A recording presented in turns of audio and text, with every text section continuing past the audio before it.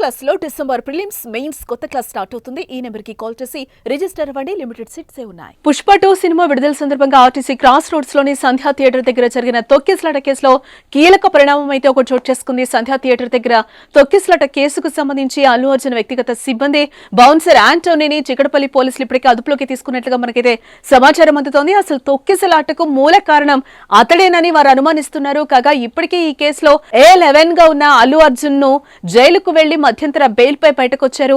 ఇక తాజాగా చిక్కడపల్లి పోలీసుల నుంచి నోటీసులు అందుకున్న హీరో అల్లు అర్జున్ ఇవాళ విచారణకు వెళ్లారు. అక్కడ సెంట్రల్ జోన్ డీసీపీ ఆధ్వర్యంలో ఏసీపీ రమేష్ కుమార్, సిఐ రాజు ఆధ్వర్యంలో ఆయన అడ్వకేట్ అశోక్ రెడ్డి సమక్షంలో అయితే విచారణ కొనసాగింది. దాదాపు 2.5 గంటల నుంచి కూడా విచారణ చేయడం జరిగింది. ఇప్పటికే ఎంక్వైరీ పూర్తి కావడంతో పోలీస్ స్టేషన్ లో పేపర్ వర్క్ ముగిసిన తర్వాత అల్లు అర్జున్ బయటకొచ్చారు. అయితే అల్లు అర్జున్ విచారణలో వ్యక్తిగత బౌన్సర్ల డేటాను పోలీసులు సేకరించినట్లుగా మనకైతే సమాచారం అందుతుంది.